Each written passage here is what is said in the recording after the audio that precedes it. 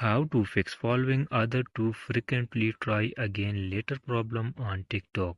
The solution is very easy and simple. So first go to profile and click on the three line upper right side.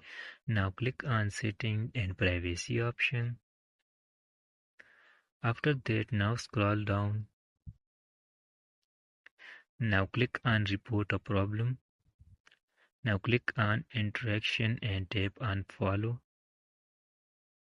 Now click on following two first option. Now click on no and tap on need more help. Now wait some seconds and now type a message. Message will show on the screen and send with TikTok team. A few hours your problem will be fixed easily. Thanks for watching.